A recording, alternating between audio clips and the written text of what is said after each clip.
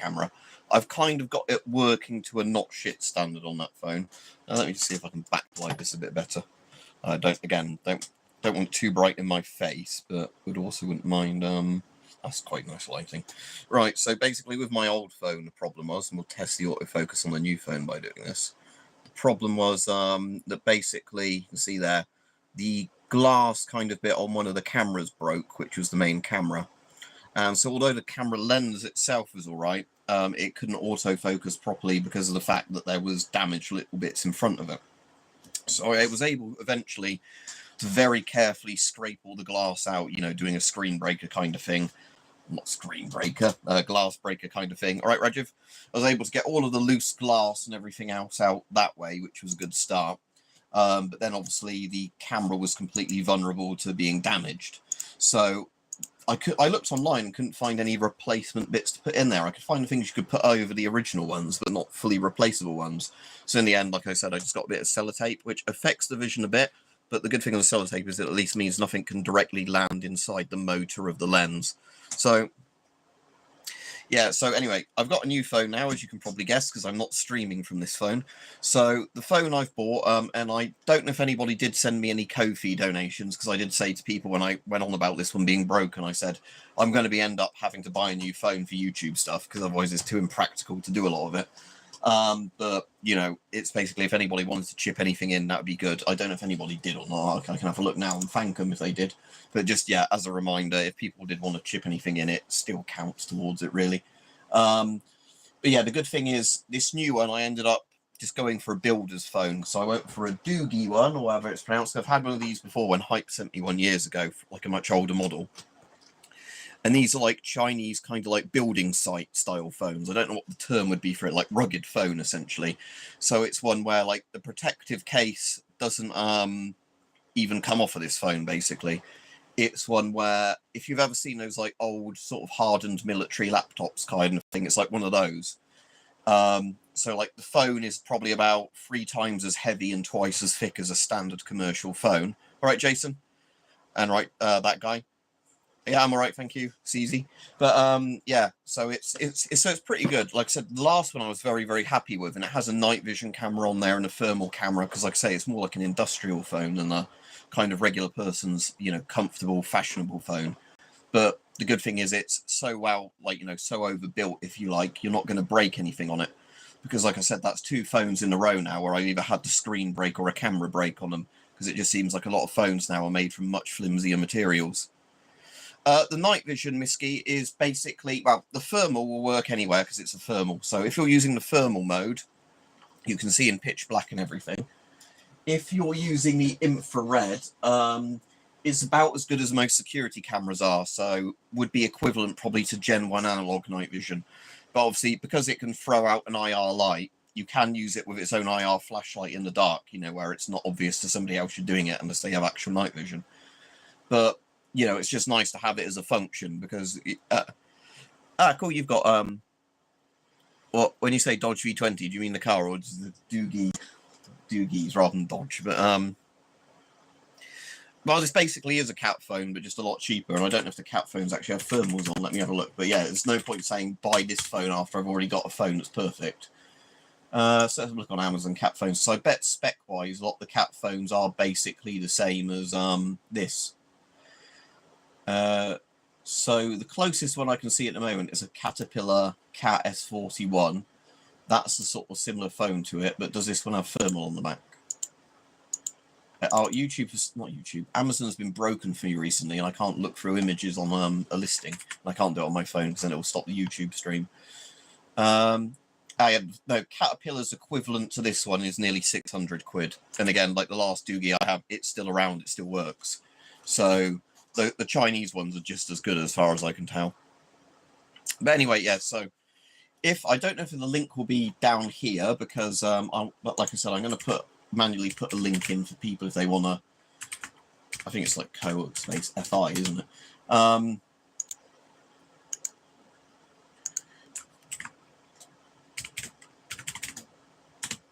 If I just type Ko-fi in, it should take me to my own page anyway.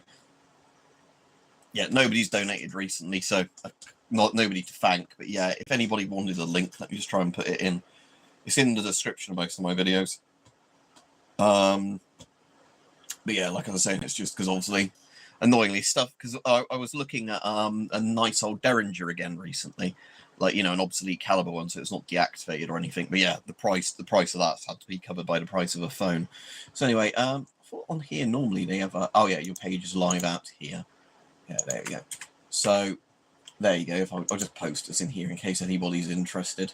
Again, people that like pay for memberships and whatever else are already supporting me that way. It's just like I said, this is the best way I think of doing one-off payments as far as I'm aware, because they take a lot less than YouTube do through their own version of it.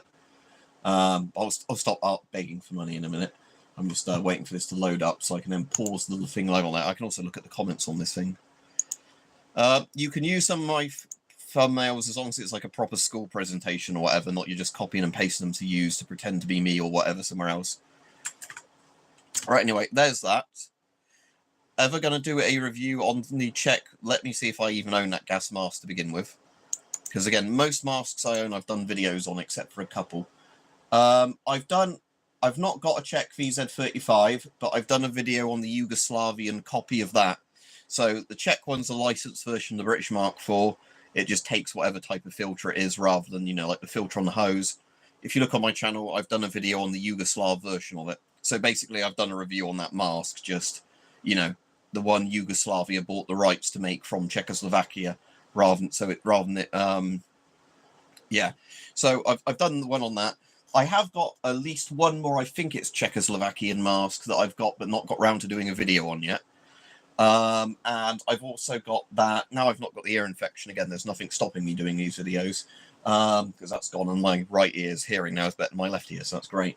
And then I've also got to do a video at some point on one of those Scott masks I bought recently, but, you know, it's the one that's still got the original front bit on, so I wanted to take that off on camera rather than, you know, just doing it not on camera. I don't have a TC38, if that's the kind of, like, cardboardy looking one. I know the one you mean. I've got a couple of other French masks, but again, I have to own the mask to do a video on it. And again, if you look across my channel, first of all, to see what I've done videos on. But the ultimate thing, obviously, with me is I have to spend real-life money on masks. It's not like I get them through some sort of sponsorship deal, sadly, and especially with retro surplus ones. So again, it's just simply I have to have the money to be able to, you know, find one at the time it's on sale. I can't just magically get them.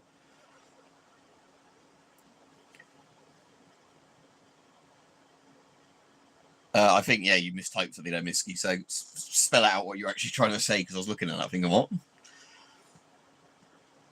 What I do have on order, though, because I bought it just before my phone broke, is I think it's a French Geiger counter or an ionization chamber. I need to do a proper video as well on that Yugoslavian Geiger counter / ionization chamber I've got, because, like I said, when I tried to do the video before was when my thing was busted. So let me just search French Geiger counter and I'll see if I can find the model. Again, it's like one of their actual proper military ones. Again, I could look up my eBay listing of what I've bought, but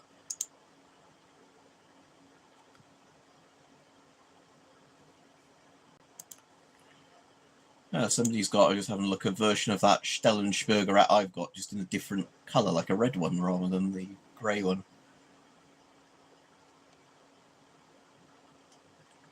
Anyway, that's not what I was looking for. So the French one, yeah, let me look at my eBay purchase history and I can look up the actual model of it, because again, it is one of those listings where the seller would ship to the UK, but I don't think they spoke English, so all the description was just in foreign. But I just spotted that and thought, well, that's kind of a weird, interesting thing.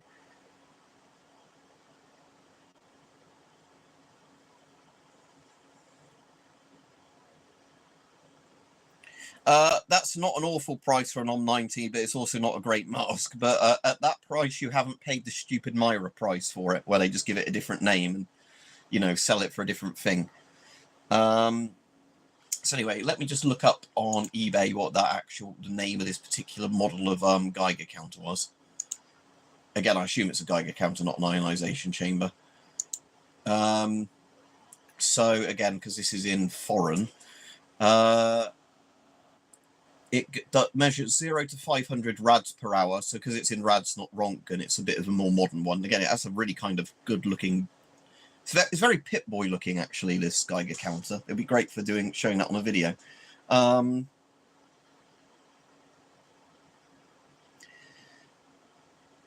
So I think the actual individual model is called IM4175. So if I just Google that.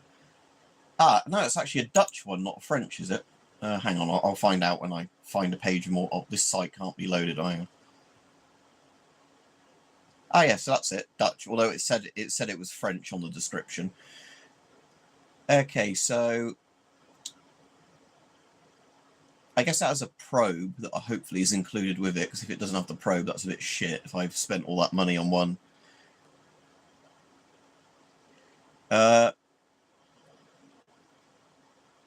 So what's it say? And these were surplus by the Royal Netherlands Army in the early 1980s due to the excess power consumption of the old electronics. So basically it was something where it just drained the batteries too fast by the look of it, so they got rid of it for a different model. But again, I don't think my one, unless I'll have a look on the all the pictures actually. It might be one that has an internal thing by the look of it, and then you can plug in. Yeah, because looking at it, it looks more like an ionization chamber. So I'd guess it's just one of the... Yeah, what I think by looking at this is it's not one where you get a little probe that's a precise probe. I'll go back to the comments in a minute. I think it's one a bit like the CDV 717 or whatever it is, and the British, bit more like the vehicle dosimeter systems, like the DP2, not DP2, DP3, sort of things like that. And Britain had them in the ROC posts, where you'd basically have a unit you could use, I think, basically as a unit, but that you could put an external probe into it if you wanted to measure stuff, you know, and not have the unit exactly where the thing is.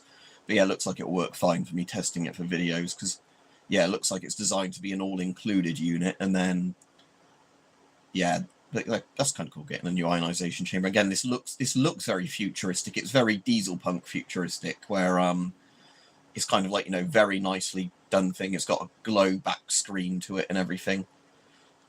Is it got one of those cool things where it's got the rotating drum? Ah, yes, it has. Excellent. So basically the reading it says on the screen is the proper reading. So as in if you're in 0 to 5 Rontgen range, rad range, it says 0 to 5 rads. But then when you go to the 0-500 range, it's got a rotating drum behind. So the reading screen changes in the back rather than it just having like a multiplication kind of thing on there.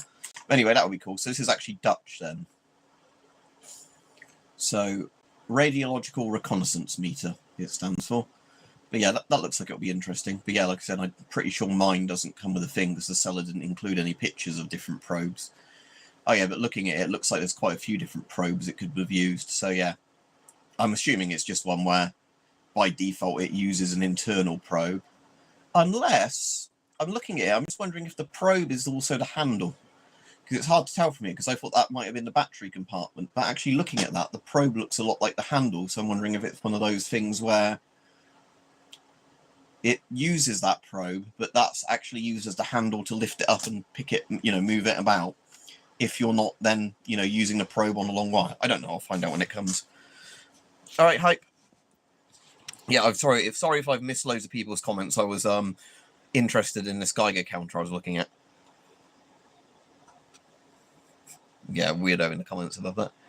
I need to look at Paddy. I need to look at the new Stalker stuff because I heard there's been some dev diaries and stuff released, and I only ever think to watch them when I'm at work. So it's that annoying thing that I'm busy at work, then would think, oh, because I can like listen to podcasts while I'm working, but I can't actually watch videos, you know, because I need to be constantly doing stuff. So it's that sort of annoying thing that I think, oh yeah, that'd be interesting watching like some gameplay footage or whatever of new Stalker stuff and like where they're talking about it, the devs. And then I think I'll do that when I get home. And then as usual, when I have a big list of videos I need to get around to watching when I'm at home or whatever. And also the problem is as well with work is I think work has some sort of filtered internet on where although you can get on YouTube and they don't mind the staff using YouTube as long as they're working while they're using it. I think it's like one of those kind of, if a video's been tagged as 18 plus or something like that. Well, there's some way of tagging a video because by default, when you upload a YouTube video, you have to tick now, is it made for kids or not? So all mine, I say, no, it's not made for kids. But that doesn't technically make it an 18 plus video. And I think there's some way of, you know, like doing a restricted thing as you upload, saying, you know, this is a more graphic video or whatever. So I know a lot of video games and stuff like that, you can't get on the work filter stuff because if there's, you know, a thing where there's like gore in the sort of, you know, video, and again, I don't know how you tag it yourself manually, but I know YouTube tags some of them as that. It's like YouTube has its kind of own rating systems for it. So if it marks it as mature, you can't get on our work thing. So when I'm listening to podcasts, sometimes I can listen to podcasts and others I can't, depending on YouTube randomly doing ones in the series and stuff like that.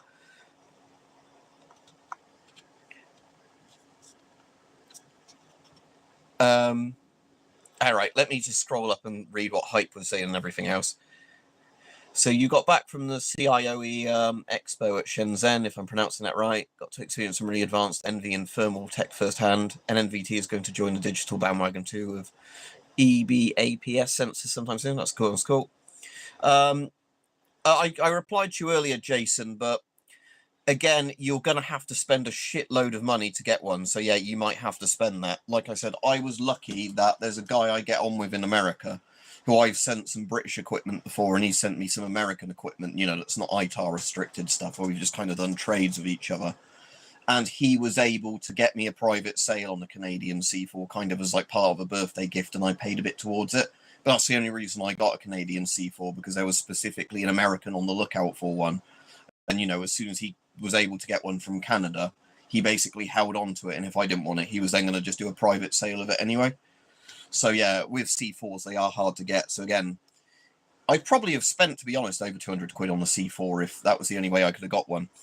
But I do know with the C4 in green, isn't the green C4 the one which has more of the technical problems, I think? Or was that the black C4? I can never remember. But basically, they on purposely changed the colour of the C4 partway into the production run because of the fact that, like, the early version had some, like, reliability issues with glue.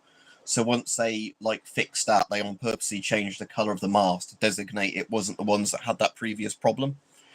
Yeah, not bought any new gas masks and that this recently, unless you've seen the ones I've done recently on, like, the Scott masks and that as well.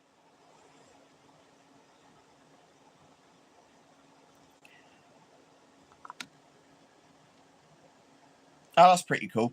Yeah, I was getting this out because a bit later on I want to do a comparison with this I bought for you, Hype, this guide, you know, thermal, this infrared. So I know it's higher resolution, but I want to do like connect this to this phone and then do some pictures where I use the inbuilt thermal in this new Doogie phone and compare it with this, you know, to see how, you know, roughly the pictures look. Because the only thing I don't like with this, and I mean, it's good if you're outside, but not good if you're inside, is because it's got the 2.4 optical zoom as standard. You know, if you want to get something right up close, you can't do it as well as something like that, Doogie. Yeah, we won't go too much into politics, but yeah, people keep trying to kill him. Anyway, let me... That sounds very interesting, yeah. Like, not that I understand all the technology behind it, but it does sound good that they're getting better, the thermals. Well, there was one I did not too recently, if you've watched it. And again, as I was saying earlier in the stream, there's a Scott gas mask I've got recently that's still got its original, like, front packaging stuff on, like it's never been used, although it's a bit old. Because I was able to buy some, like, new old stock things, which are quite good, you know, where you get something that's... Because it's not... It's stuff like gas masks where they have technically a shelf life on them. It's a bit like industrial surplus where they've never been used, you know, like where a company's bought a load to sell and not managed to shift the stock. So they've kept dropping the price cheaper and cheaper and cheaper. So I've got that Scott mask, the full face mask to do a video on.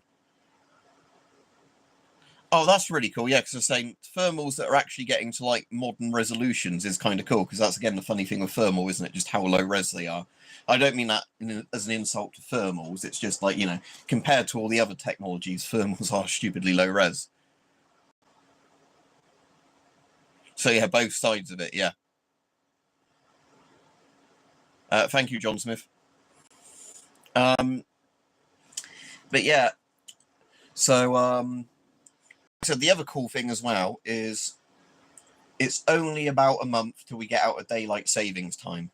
So in a month's time, as well as it getting darker naturally as we get closer to winter, the clocks will move back to the timing they should be in. So it will be actual UK time, not, you know, an hour behind because it's done for whatever stupid reason they changed the clocks. We should just set it to a constant time. Daylight savings time. I hate daylight savings time. And then I'll be able to test that proper night vision out properly, the ADNV one, because like I said, I've been really wanting to test that outside properly, Which bank security cameras that, or like ones where they get robbed and then it's an inside job, but you can never know because it's too low res to see the person's face. But yeah, so I'm looking forward to being able to actually test it out properly outside, because I'm really looking forward to it. But just like I said, it's the annoying thing of because it's been British summertime, it's been, I'd have had to stay up past 11 most nights to then go out, walk a fair distance to get into a more remote area to test the night vision out properly. So I've not had a chance yet. At the moment, Wolf, none. Basically, it's a case of if something pops up at a good price I haven't reviewed, I'll pick one up to do a review on. But at the moment, there's not any I can actually think of that I particularly need or want, because as I've got the Avon C50, I'll just pick that up to see what I'm on about. This one. As I've got the Avon C50, I've basically got a top tier mask, and I've got some other pretty good masks as well. But the point is that, if I've got something like this, I don't really need to get more and more masks. And the problem is obviously that masks take up space like everything else. So, well, as in like explosive bomb disposal trousers. I mean, in theory, if they're just like armored trousers, there shouldn't be any reason you couldn't take them through an airport.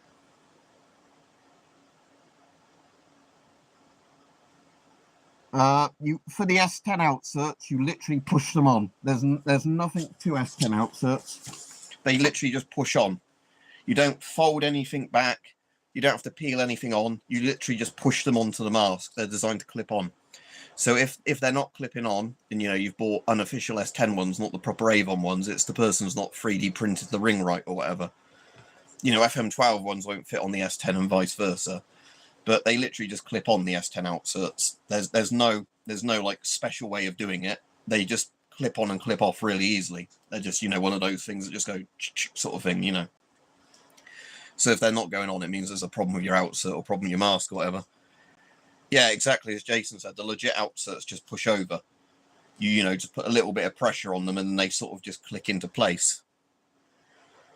Yeah, so you've got a Shum 62U technically, because that's an actual name of a GP5. I need to shave my hair this week, by the way, again. As you can see, it's getting too long.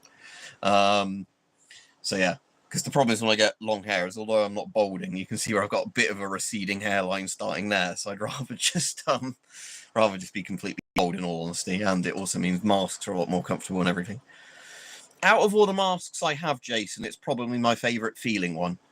I mean, I've tried on an FM53, and it's very similar feeling to an FM53. But obviously, there's this in the M50. This is just a version of the M50 that takes standard 40mm filters. So, and the cool thing is it's got the when blue discard filter thing on, and it's still white. You're looking at the middle bit, by the way, not the blue outer ring. Because it's like a litmus sort of paper. That's still white inside that bit. Oh, did my PC crash, or was it just... No, it just toggled the screensaver. So yeah, that's the cool thing with this, is that, again, some people prefer other masks to that, but because I've got a couple of other, like very new masks, very technically good masks, like the Scott FRR and some of the others, it's like there's not really any need at the moment for me to get, any newer masks, because it's just kind of that thing where I don't know what I'd really do with them. So, I don't know why it's just... That cover there doesn't seem to be sticking as well, although the plastic doesn't look chipped. It might just need a bit of... Because that's like a little radio connector thing there, but for whatever reason, that doesn't seem to be going in as well as it normally does. But no, it's fine now. It's just, not as tough a little catch as I thought it used to be. Yeah, it's probably just because it's a tension thing, and over time that sort of wears away a little bit. Yeah, 40mm. Well, no. It's referring to the diameter of the thread, this bit. So as in, this bit is across 40mm. So 4 centimeters across, essentially. And it, as in, like, that's a 40mm intake, if you like.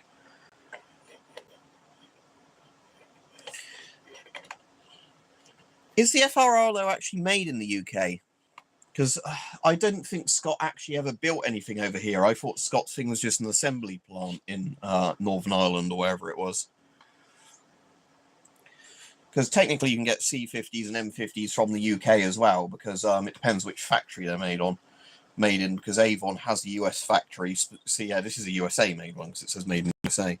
But the only reason Avon actually has the American factory, interestingly, is that to get the contract to make the M50 for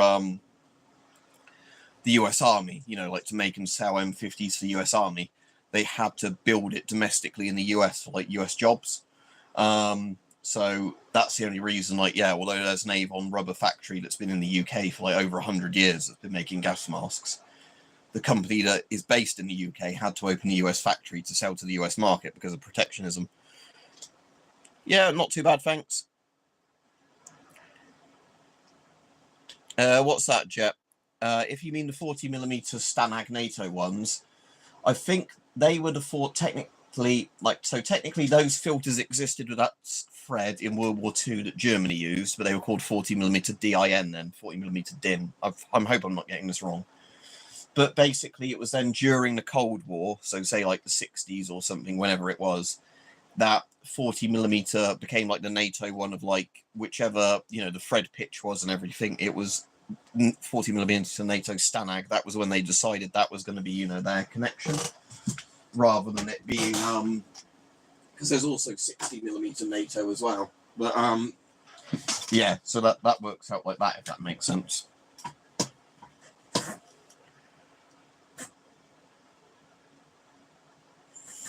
Yeah, that's the problem, Hype, because when I hear people who mention SIG being bad, I keep forgetting they're referring to like SIG US guns. I think they're referring to like the really good old Swiss. I always do swish. Yeah, like Swiss / German SIG, and it's like, what? Like they're considered like one of the premier gun manufacturers of all time, and I remember it's because they've got basically a factory that does its own line of US guns that are far cheaper and crapper. Well, I'm not going to disclose all of it because, again, people dox you online, but I've been basically talking about some of it during the stream. Training filters are filters that don't do anything, if that makes sense, Wolf. In most countries, anyway, a training filter is either just a particle filter with nothing else, or just basically an empty plastic shell sort of thing. Again, I have seen places that have training filters just out-of-date regular filters, but the idea of a training filter is it's just a filter used for training, but not serious use.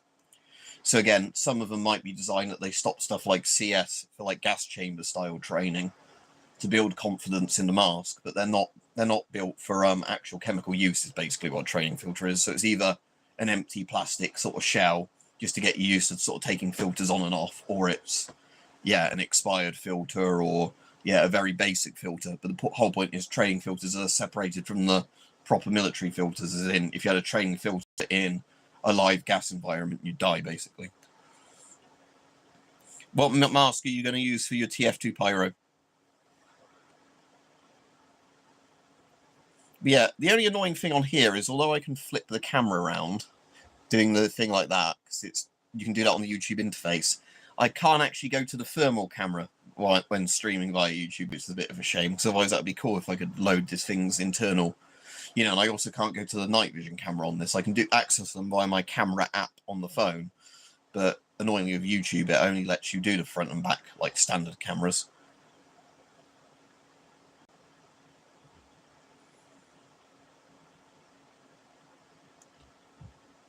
Let me look up Draeger. So that's not got to go. Draeger GTG-RA.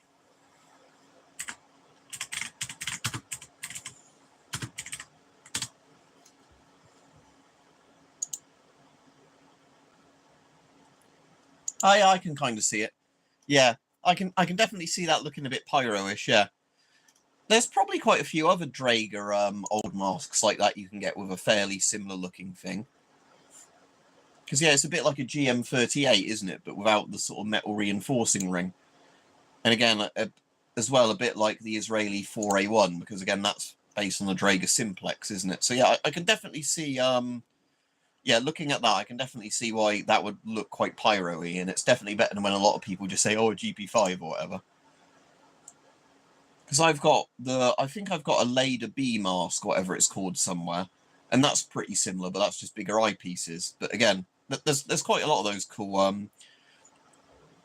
What you could actually do as well is get something like it's not a very nice mask to wear, but the Hungarian, is it 74M or whatever it's called, 75M? Yeah, the Hungarian 75M gas mask. Essentially get one of those and then maybe just dye the canvas black. I know it's not a rubberized fitting sort of thing, but again, that's a sort of cheap, not very good surplus mask because it barely makes a face fitting because of, how cheap the materials are.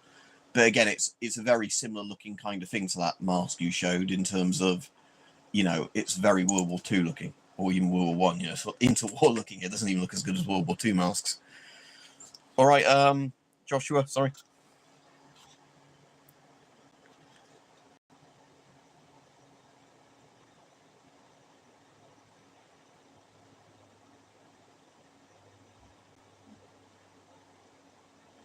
Yeah, but Jet, I think he means just a standard-looking pyro mask from classic TF2.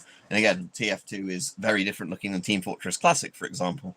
But yeah, TF2 was meant to be originally like spy tech, wasn't it? Like a cartoony kind of James Bond looking thing, like a very over-the-top sort of spy. Again, like a bit like diesel punk, steampunk, all those. Like you'd call it spy punk or like spy tech looking, where it's everything is meant to look like very sort of on purposely 60s kind of sort of espionage films. Do you have a nice time in Lanzarote? Yeah, TF2 is a hack game. Yeah, you're correct there. I haven't played TF2 in ages, sadly, just because, like I said, my main complaint with TF2 is over time, when they kept doing all the different perk changing things to all the classes, it wasn't a proper class shooter anymore. Like Team Fortress 2 was good originally because it was Team Fortress Classic simplified, and each class was very distinctively different. But when you then start adding like different weapons you can have in different weapon slots that like maybe change your speed or change your total health, isn't really a proper class game anymore. If you can have a scout that goes really slow but has tanky health, or heavy that becomes a really weak character because of what you got equipped on them. And again, the hats broke the silhouettes up and all that, where you could very quickly ID a class and because your brain could do it. And again, Valve talked about this in the development thing. Originally, every class was meant to have a very distinctive silhouette, so you could tell each class apart. But that was good. Got some Lanzarote cigars. Any good?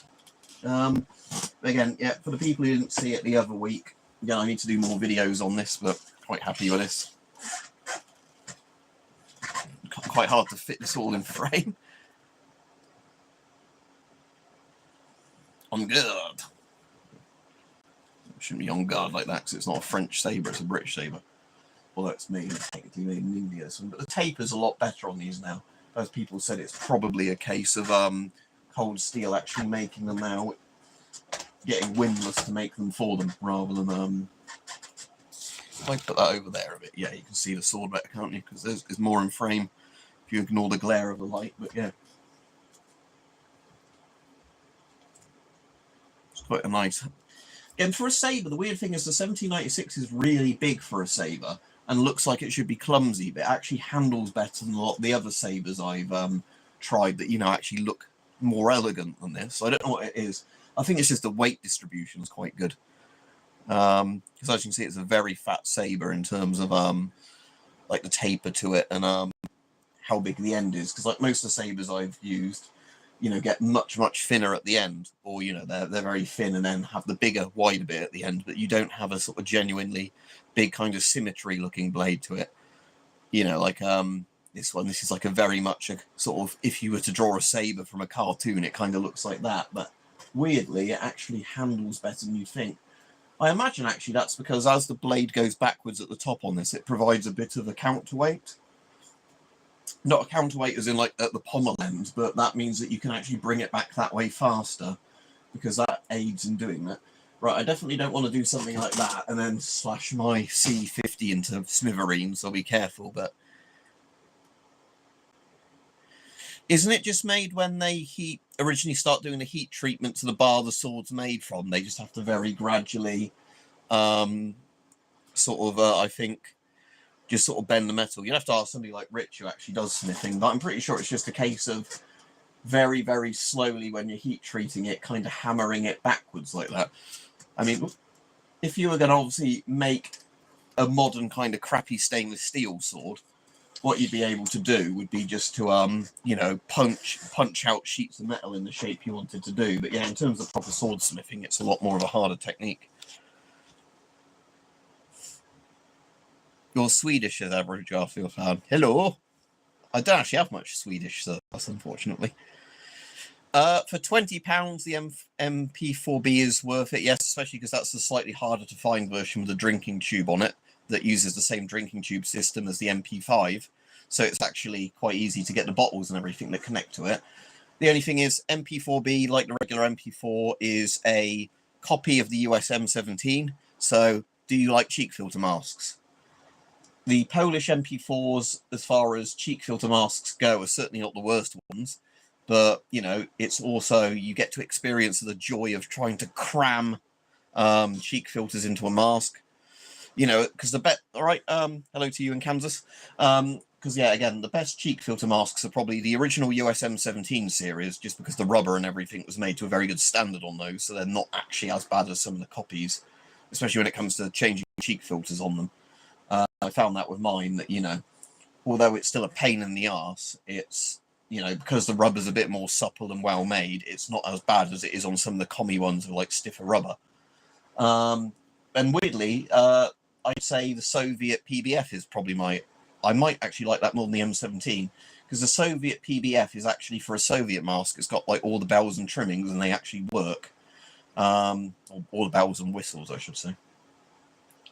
But, you know, it's whereas, like I said, the problem with something like, say, a GP7 or a PMK is they've tried to add all those bits on and make it as cheap as possible, so all those bits feel very naff and don't kind of work properly. An MC1, what, like just the MC1 gas mask? Do you mean just a very cheap that one? You can get both the Polish and the Czech version, can't you? Or do they have they technically have different names, don't they? No, it's the CM3 is the Czech version, is it? The MC1's the Polish one. No, they're just pretty cheap, all right masks. You know, they're very kind of cheap and nasty, but, you know, they're a product of the Cold War. There's not much to say about them, you know. They should probably be dirt cheap and don't expect a very good mask, but it's a functional mask. Is that the one I've got, the Type 32 or Type 32, whatever it's called? The one that's just like, it's like the British World War II mask, just made to a slightly better standard, which isn't saying much. Like the very grey kind of, if you were to picture a gas mask from an old cartoon, it's that kind of looking gas mask. Yeah, that's weird, because I was saying, but when I bought mine and they used to be really cheap, that was, again, going back 10 years or something. And that's the thing with a lot of these, lots of the prices of this stuff is just completely different now. What I would like that's Swedish, and I'd like it live, not deactivated, but sadly being the UK, I would have to legally get one, it would have to be deactivated. I've never seen one. Well, I might have seen some. I've seen Madstons, or Madsons, however they're pronounced, for not too much money. But I imagine Swedish M45Ks, like the Carl Gustav SMG, that's going to be stupidly expensive. Again, I don't think I've seen one, but that's one of my favourite of like the old open bolt looking SMGs, that and the Sterling. But yeah, at one point when the UK deactivated gun sites had Danish, I think it's Danish, isn't it, Mazda and SMGs in not too much a price. But again, it was just one of those things, they had a very limited stock, and it was not around the time of my payday. And then I think by the time I got paid, you know, they'd all sold out because they were on there for not very much money. Anybody who just fancied buying a deactivated gun was like, oh, they're pretty cheap, you know, and they look like a gun, so... Yeah, they probably are. It's just probably one factory did them on a limited run of just the materials they had at the time. Yeah, again, it's designed as a gas mask that could have been mass-produced going back to like the MC1. It's one of those masks that was designed to be as cheap to produce as possible and keep the person wearing it alive. It's not designed to be comfortable or anything else. You know, it's one of those just very utilitarian, whatever you want to call it, utilitarian gas masks. You build it for the express purpose of it functioning as a gas mask. You know, anything else is kind of, if it was comfortable, that's a bonus. But the point is, it's, you know, making a functional gas mask as cheap as possible. That, you know, Because if you're building them en masse in the millions for a civilian population, you just need something that, you know, is in the different sizes so you can get one to fit somebody and it works. You know, you want it just to be cheap and fast to produce.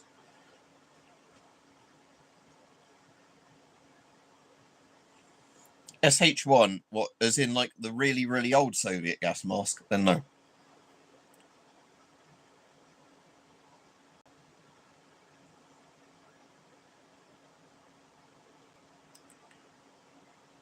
I don't understand how one would fit and one won't. It sounds like you might have to just send them back to the seller like they've sent you, like, you know, and because like with the S10 outserts, you can normally put one on either eye, you know, like you could take it off and swap it to the other eye because they're basically, it's not like you have a left and right eye one, they're just kind of the same exact thing around the outside. So it might be just if somebody's got them, that one's defective, you know, and a bit misshapen or whatever, so then send them back for a refund if that's the case, because yeah, if you bought outserts, they should fit. It shouldn't be a case that, you know, one of them works and one doesn't clip onto your mask. That's cool. Yeah, my oldest gas mask, as I said, I get asked this quite a few times, but as far as I'm aware, because I don't know exactly, I've got a few interwar masks. It's just going to be one of my interwar masks. But the problem with some of the interwar masks is the rubber and all that is so degraded. You know, you're not going to see the date stamps on them anymore. They've long since, you know, worn off. And, you know, they're not necessarily particularly valuable masks, which is when people say, what, my oldest masks? They're like, well, why can't you give me an exact date? It's like, because this is a mask that was probably built somewhere between 1930 and 1935, and all of the rubber's kind of degraded enough on the outside that you're not going to see the original manufacturing stamps on it anymore. So I don't know. You've just literally asked the thing I was answering, Eddie. So again, I've got some German interwar masks, some Italian interwar masks, I think some French and Belgium interwar masks. And again, with all those, I'd have to get them all out, work out, you know, in theory, which should be the oldest. And then, again, like I said, there's some that I can confirm the year on with date stamps, and others that, you know, have worn down so much on the outside, you can only look at, you know, when they were actually in factory production and just guess it being anywhere from that period.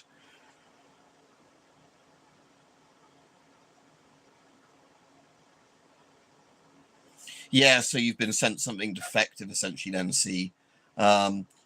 What it sounds like to me is that basically one has been shaped properly, the other hasn't. So yeah, one just won't grip properly if because yeah, if you've say got one that works on both of the lenses. Oh, thank you very much. I appreciate that. Cheers. I really appreciate that. That thank you has gone towards this phone I've had to buy.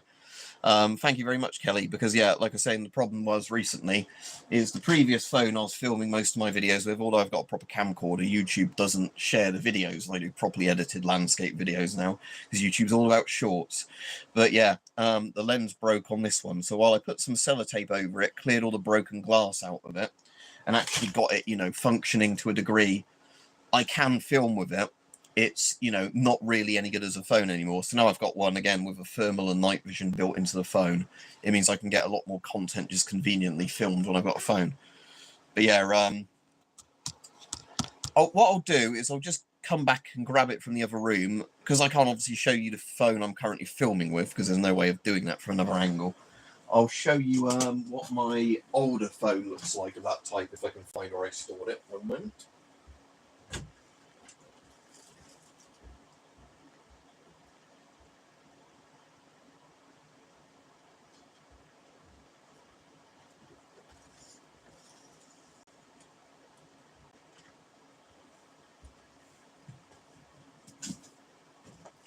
Right, so it's my galil just fell a bit over a bit. So yeah, it's the Doogie phones like this, and again they're very similar to some of the Cat phones. So again, if you compare the bulk of it look to a standard phone, see the difference in terms of thickness and like case durability and everything. So yeah, they weigh a lot more, but they're designed to be a lot stronger, because like I said, the annoying thing now is two sort of commercial sort of phones that most people would use I've had in a row. The first one, the screen just shattered from a minor impact, you know, where it landed in the worst possible way, but again, it just completely wrote the phone off. I was able to recover the data from it, but you know, the phone's not going to be useful as a phone anymore, because you have to plug a keyboard and mouse in to actually use it. But yeah, and then this one of my older phones, I've had the lens break.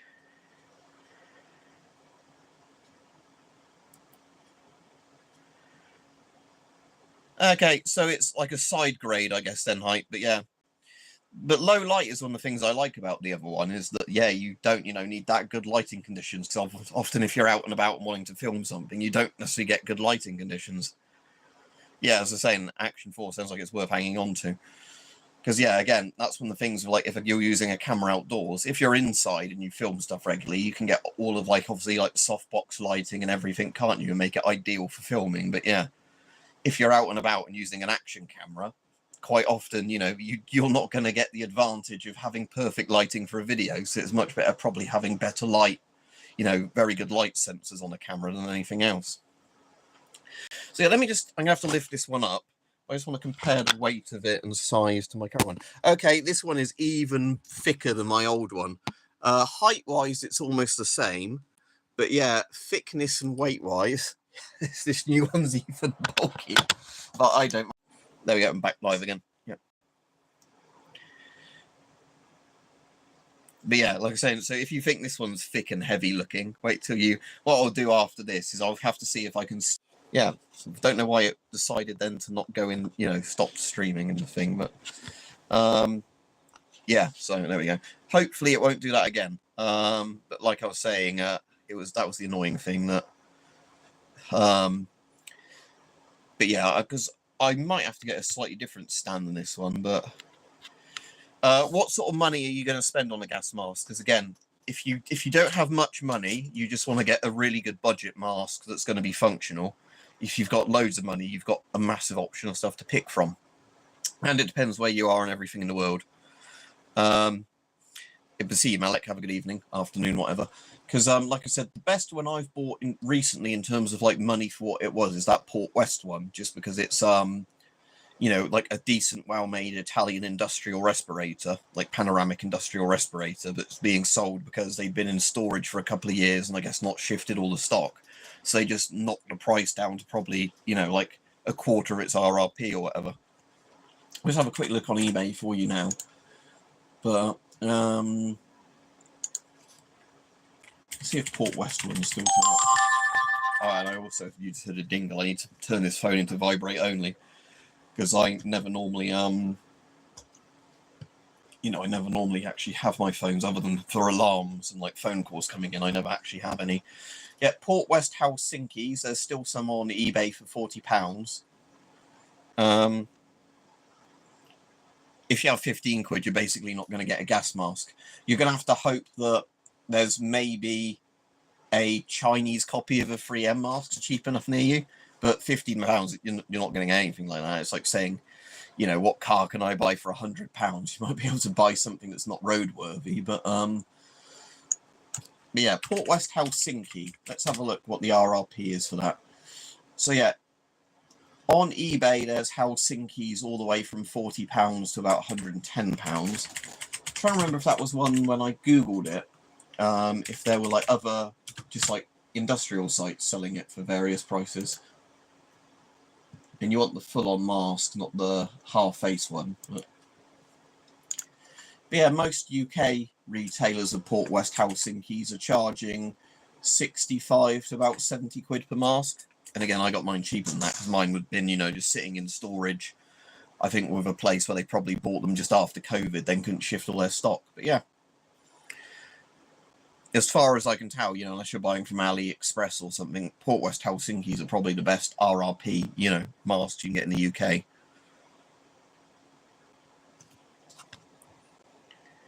Yeah, that's the thing, JJ. They've definitely gotten better over time because, again, the problem, at least of the GSR, was, if you ignore stuff that's just inherently you can't change in a mask design, like with all masks, there's pros and cons to certain mask designs. The problem with the GSR originally was that the first batch Britain got were awful build quality. But now the modern GSRs are built by Avon, I think it is, for the British Army, or they're refurbished by Avon. And the actual, more commercially sold FRRs and stuff like that, actually had a better quality standard because they actually had to, probably sell them individually and hope that companies didn't then demand refunds. Whereas with the British government, you can probably scam them off a lot more. If you sell them big bulk of stuff, you can hope they'll just take a settlement and, not get rid of all of it. Yeah, Oh, it's the MF14, isn't it, as well? That's another good price gas mask. So, Chinese MF14 gas mask. I'll have to Google that rather than putting it into eBay, because it's not coming up with it. But I'm pretty sure it's the MF14, isn't it? Yeah, the Chinese MF14 is like an okay-ish to decent mask for the price. Well, for the price, it's really good. Like, you know, compared to a lot of the other masks I have, I'm not a massive fan of it, you know, when you compare it to the really high-end panoramic masks. But yeah, the Chinese MF14 is a perfectly good mask for, you know, the cheap price you can buy it from AliExpress or wherever. Yeah, you were saying about the FM, again, that's like the various different names, isn't it, for the FM10? But is that the same as the S10 version, or is that the different one with different lens? So FMN, sorry, so let's do it in NATO alphabetical sort of thing. So what? Foxtrot, November, Mike, 010, is that? Foxtrot, November, Mike, 010. Looking at a tiny font. At least on this phone, I can actually make the font bigger. I couldn't see that as an option on my last thing. But, oh, yeah, I'm looking at that now. Oh, yeah, that's pretty cool looking, isn't it? Yeah. Yeah, most advanced mask PLA, but I can understand what you mean, that, yeah, probably get too heavy overall. That's the thing I've noticed with a lot of the industrial masks that don't have to be also used in combat, is basically any part they make lighter, they can make lighter, which is, again, why, like, the Spaziani that I've probably got somewhere up there behind me, and some of these, like, just very basic. Again, these Chinese masks, I really like these designs, especially this one, because it's got the blanking plugs for, like, 3M filters. So, you know, you can either have it with 3M filter layout, or you can have it in 40mm with the blanking plug. And, you know, a lot of people would probably just prefer one or the other, but if you're just buying this as a generic person, you know, where you don't necessarily know what filters you can find at what prices all the time, these are pretty good. And as said, they're actually... Take my glasses off before I break these by shoving a mask on my face while I have glasses on.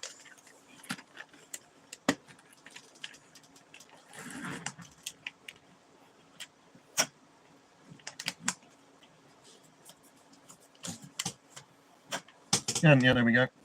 Like I said, I really need to cut my hair, but like again, these masks are fine for what they are.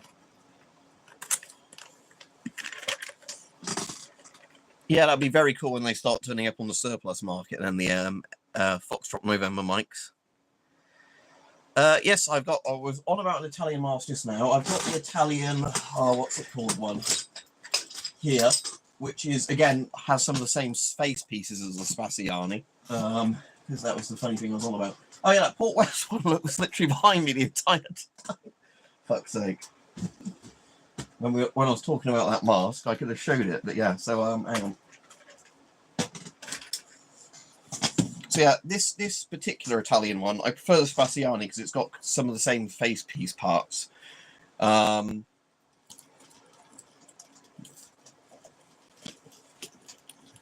this one is kind of like an S6, but more modern. Hello to you from Holland. I was on about buying a Dutch Geiger counter just a bit earlier, so that's not relevant for the chat. Yeah. Why am I suffocating? Oh, does this have one of those cut-off things on it? If so, that's pretty cool, but... Oh yeah, it does look. So yeah, you can actually suffocate if you wear this without a filter on, because it pushes that bit... Let's try that again. I never even realised that when I reviewed it.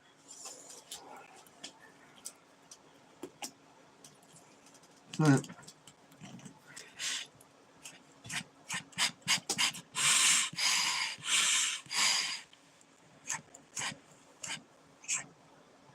Yeah, it's got its own little... That's kind of cool, I never even realised that. So when the filter's screwed in, it pushes that plug open, but when you remove the filter, it's a suffocation mask.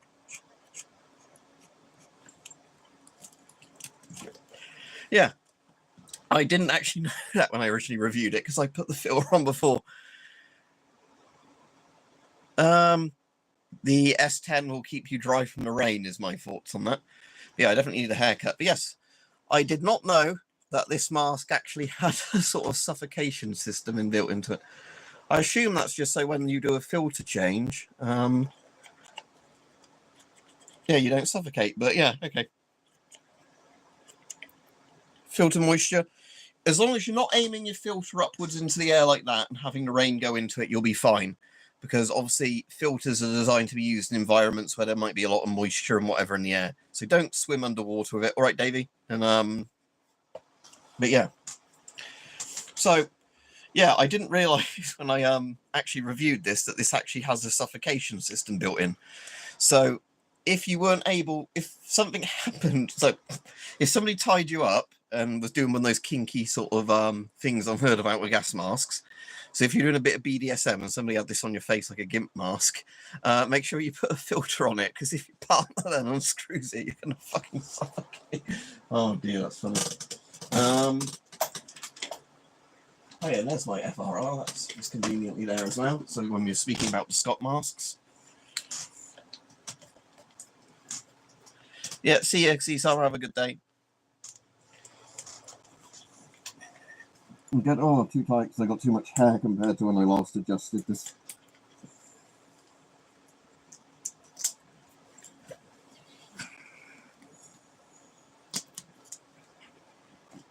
It's not one of those straps if it's a bit small.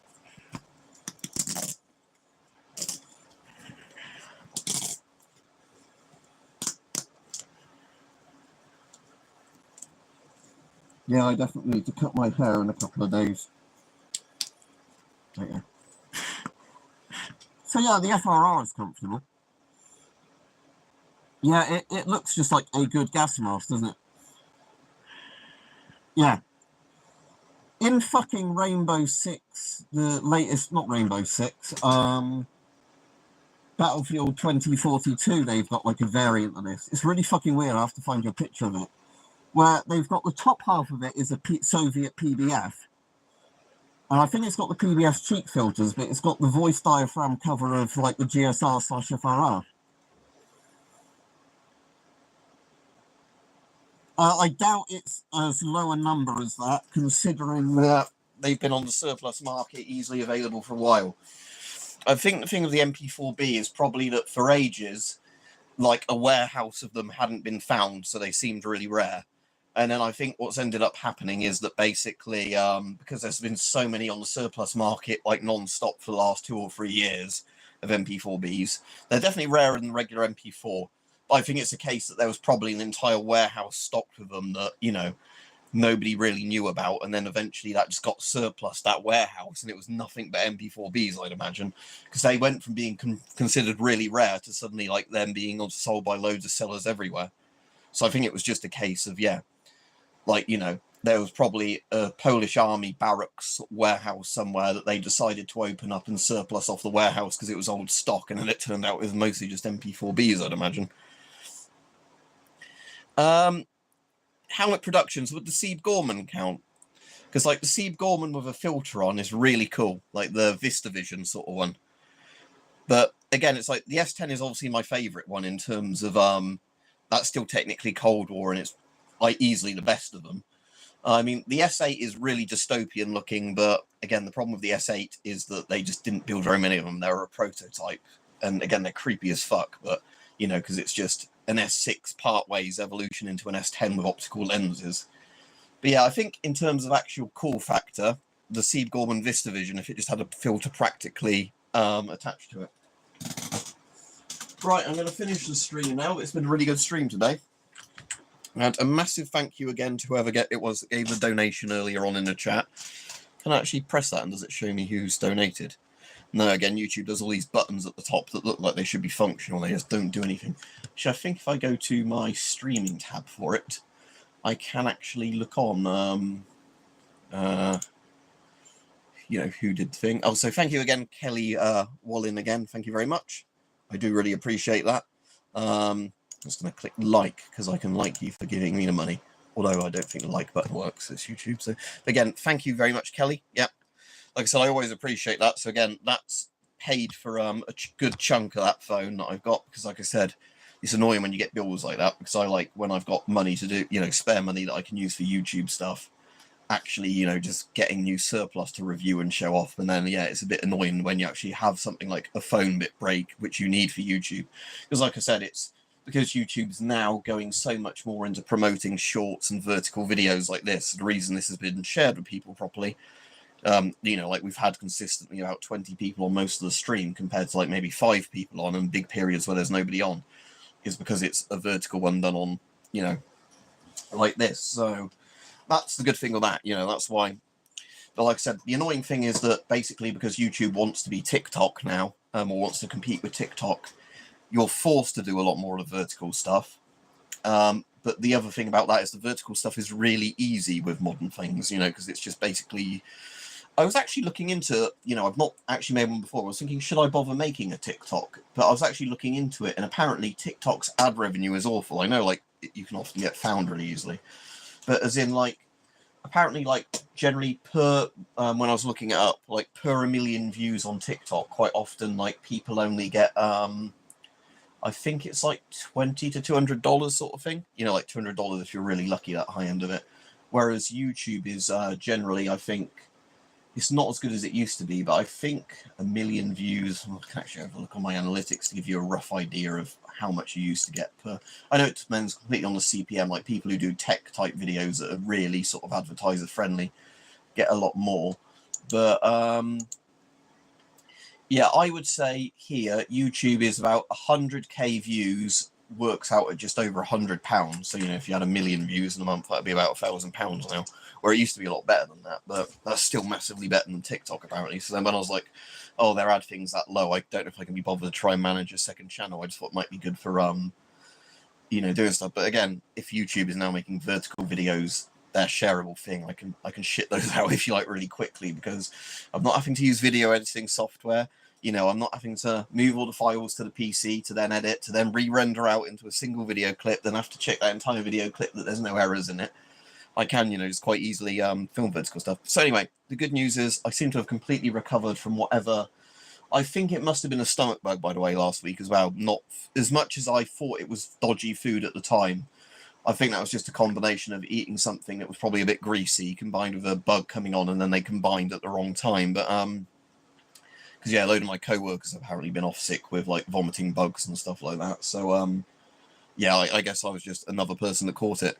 Yeah, so anyway, at the moment, I'm good. As, like I said, I've got a bit of a sore throat, but I've got my bloody strepsils for that. You know, sore throat is a very, very minor thing when it comes to me and illnesses.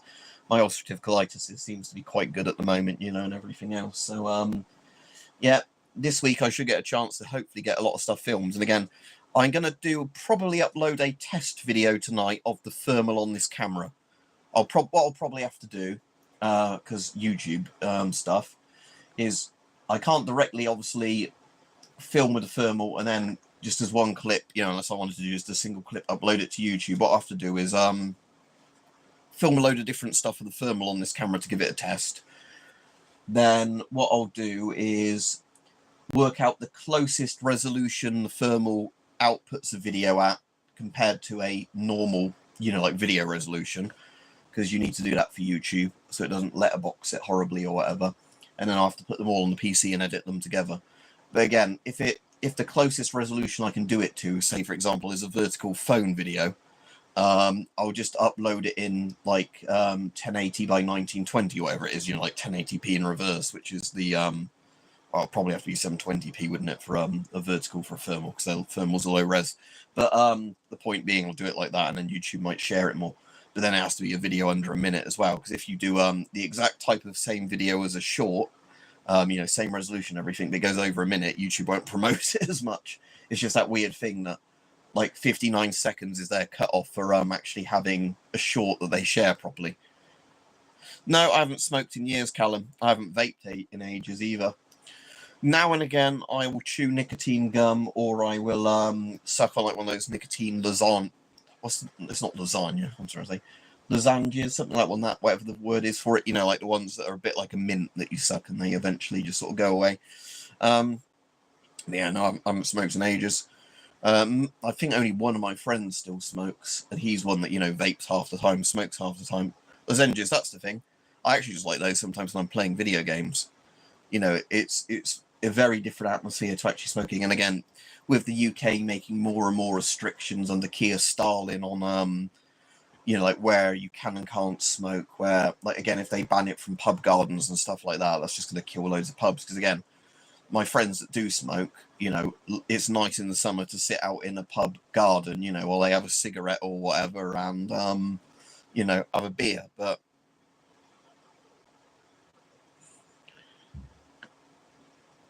yeah, exactly. Like that's the thing is, like, nicotine itself isn't that dangerous, is it? Unless you have like so much of it that actually acts as the poison, or it like speeds your heart rate up too much or whatever.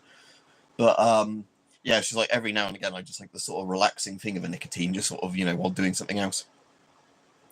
Right, EDC knife. My EDC knife, I don't have it with me in this room because it's on my keyring in the front room. But it's actually just a conventional Swiss Army knife. You know, the one of the Victorinox. I've also got the Swiss Army card, which is pretty cool, but because that doesn't quite fit in like the card bit in my like phone case wallet thing, I don't bother EDCing that most of the time. But I can't remember, it might have been the Hiker, I can't remember, it's just one of the Swiss Army Victorinoxes, and basically I just have that on my keyring, so that way you've got the blade, you know, the two non-locking blades that make it UK legal, because none of them are over 3 inches and they don't lock. And it's got, yeah, exactly, that's why I like the Swiss Army knife. It's got the bottle opener on it, it's got a screwdriver, you know, it's mostly just the screwdrivers I use, isn't it? Like, you know, the bottle opener is a really good useful tool on it, and the flathead and the Phillips screwdriver, plus the knives. Because, you know, you can use knives for opening packaging, and you can use the screwdrivers, you know, for if you quickly need to change a screw on something or whatever.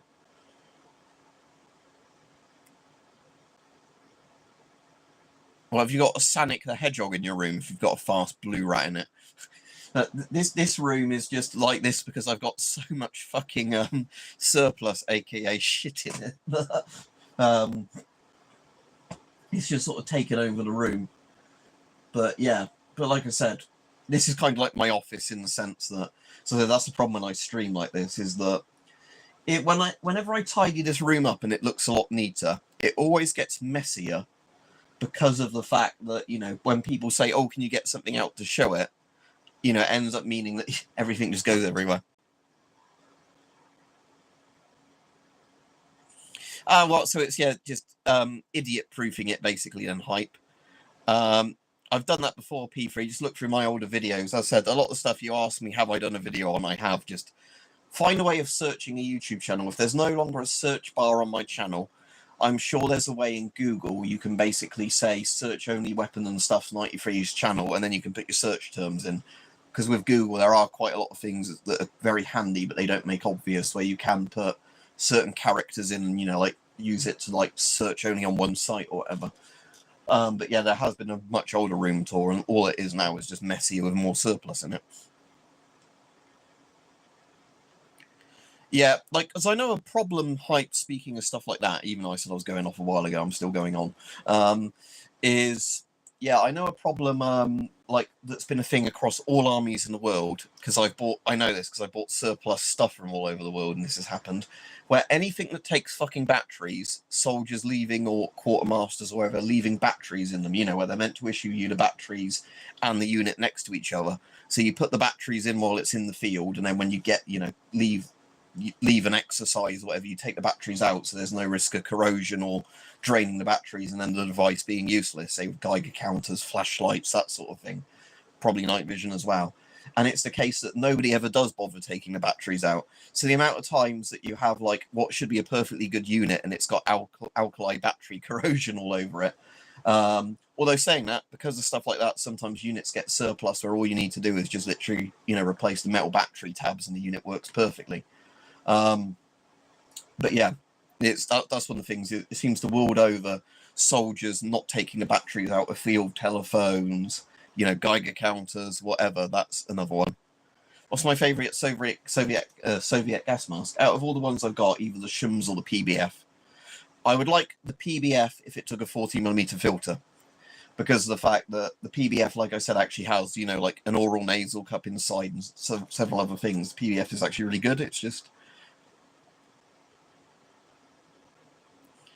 yeah, not taking care of the issue. Yeah, I don't know. It's just the battery one seems to be like the most common thing, where it's like so many military things I have big warnings in various languages, literally right on the side of it saying, take batteries out when not in use.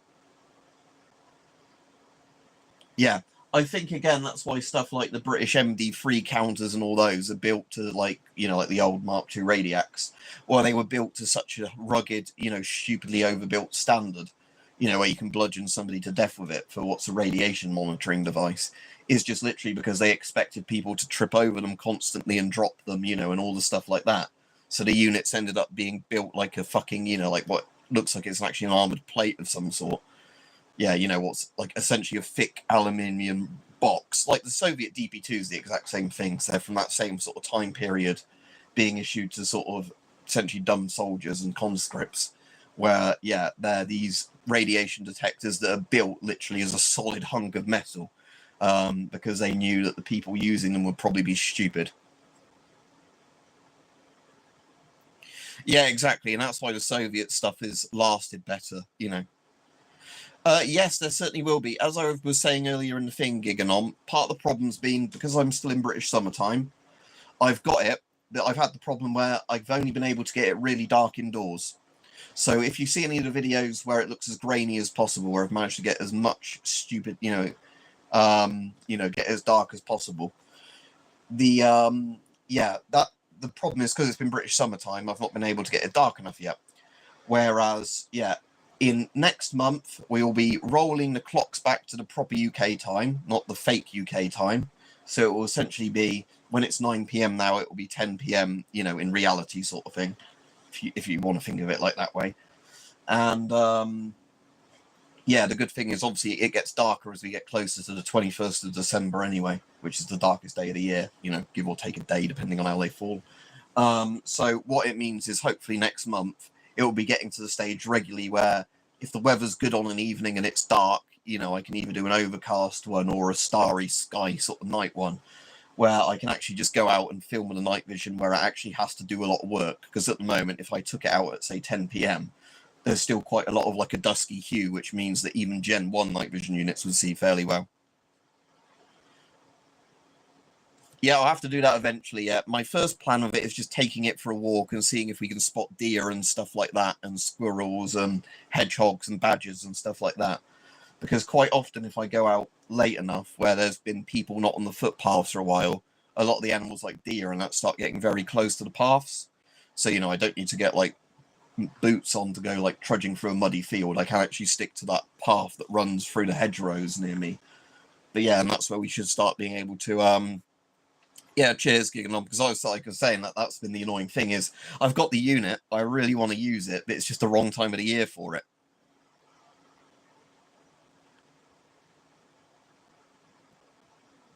Oh, that would be good if they do the firmware. I'm also hoping if they do the firmware, mine connects a bit more easy to the satellites, because like I said, the problem with me is I think when my house is, it's in a bit of a dead spot, so even when I've actually taken it outside for about an hour, turned on with the recorder, not to film stuff because it's too bright, but just to try and get it to update via the satellite. It just, again, because I don't get a phone signal very well at all here, I have to use like wired connections, and Wi-Fi. It's that same sort of thing where I'm hoping that it'll eventually just clock onto the right time and then it'll be good to go. But so a lot of the time when it says I'm filming at like 7 p.m. or whatever, I have been doing videos about 11 p.m.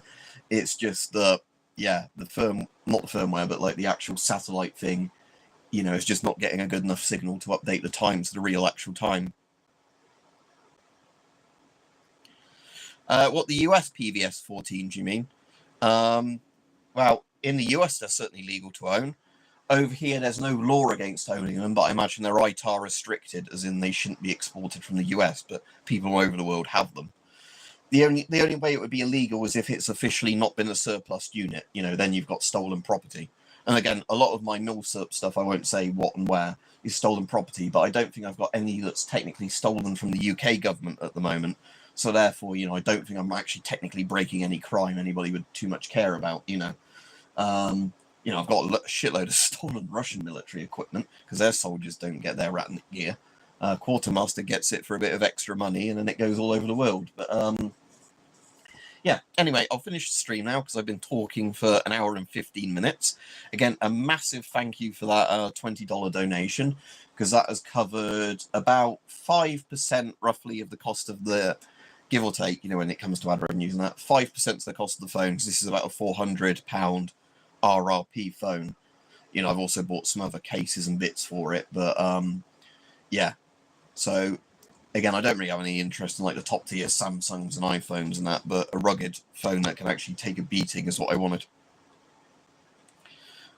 We had a load of rain yesterday, so yeah, it just depends where you are in the world. And in say bits of Poland and Romania, they've had flooding that's killed people recently. So yeah. In France, it's also illegal to own military gas masks. You can own civilian industrial respirators and stuff like that, but not milsurp. So again, just weird laws.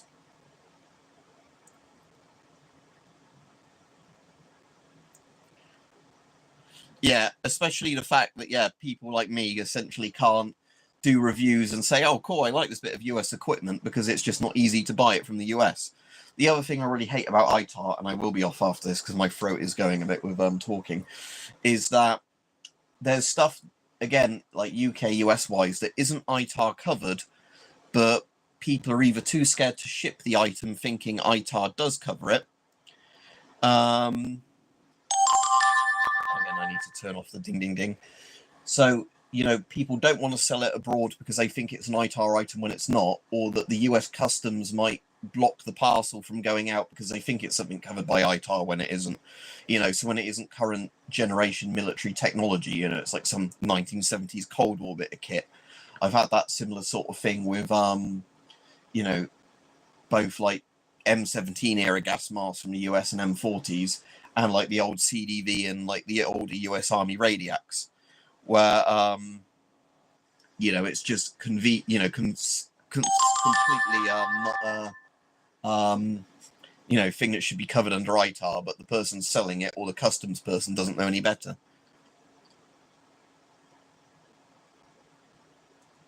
That's funny, but yeah, also annoying. But yeah, hopefully there'll be some YouTube stuff, a SHOT Show. You can own Osprey vests. Yeah, I've got Osprey vests. I've got, I think it's the Mark IV I've got, but Britain isn't even using the Osprey vest technically anymore, although they still have a load in service. It's the, whatever the, like the Virtus vest is, isn't it? Like with the Virtus helmets, it's whatever the equivalent is of those in the vest form would be the current British Army stuff. Again, if it's been officially surplused, you can legally own it, because it means it's not stolen goods. Because quite often there is in like current use British Army gear that is officially surplused, just due to wear and tear and stuff like that. But yeah, it's just you have to be careful because sometimes stuff isn't officially surplused. It's where somebody's stolen it from, you know, like a quartermaster, or somebody's stolen it from, you know, stock that's basically brand new, unissued sort of stuff. Yeah, mine, says ITAR. I'll definitely be doing comparisons and everything like that, Giganom. Again, it's stuff I want to be doing. It's just at the moment, it's waiting for the right time of year where it's, you know, where I can actually film the night vision footage properly. Because like I said, at the moment, if I was to take the NNVT out and say, like one of my Gen 1 night vision units, say, not even a Gen 2 or a Gen 2 Plus, and take out the ADNV 14, basically I could take those out and you wouldn't think the ADNV is as good as it is because it's, you know, because it's not dark enough that it actually has to do much work. So even the Gen 1s, you know, like, because you can see fairly well with your eye, so all of them would look quite good. Whereas I want it to get dark enough that, you know, the ADNV actually has to do a load of work just to prove, you know, how good it can and can't do stuff. Because when it's still quite bright outside, that's the problem. Is like some of the times when I've sort of thought about going out and filming stuff, I've seen what the regular phone camera sees that can't see as well in the dark as, you know, the Mark I human eyeball, and even the phone camera doesn't look too bad. So I sort of thought, you know, there's no point filming that. Oh, Tiger Day at the Tank Museum sounds fun. In the UK, what do you mean level 4 is in level 4 plates? In the UK, you can definitely own level 4 plates and everything else. It literally all it will come down to is, has it legally been surplused? If, you know, whoever has decided that it's no longer fit for military service or it's got too old, and again, thank you very much, Kelly. If they've decided at that point it's no longer fit for military surplus and it's been officially surplused, you can legally own it, you know, and if it's something that you can't own as a civilian, it shouldn't be on the surplus market, you know, like say surplus military firearms. if they then get sold, they get sold, you know, in crates to Africa or something for some dictator to shoot another dictator with, you know, over you know, or South America. If the government's surplusing that stuff, that's how they do it. They ship it to warlords. But in terms of like you and me, yeah, if the government decides to surplus a shitload of, say, Virtus helmets and stick them on eBay through various sellers that they've sold to in bulk, then it's legal to own them. Yeah, Monkey World and the Tank Museum, yeah. Anyway, have a good day, everybody. Like I said, I've kept going on longer than I wanted to, but I hope you've enjoyed this. And again, now I've got the new phone, it should be, and a very rugged phone, it should be a lot easier to get a lot more content filmed easily. Because again, this, I'm going to touch wood, but this phone being a proper builder's phone, the reason I've, again, bought one like this is because these are actually durable and solid, and I don't have to worry about something minor breaking them because they're made out of flimsy materials like most, you know, commercial phones now. So it means a lot easier to film with. Right, let's work out where the end stream button is on my new phone. It's probably going to be at the top left, I reckon. Yeah, you sure want to stop streaming. Right, bye-bye.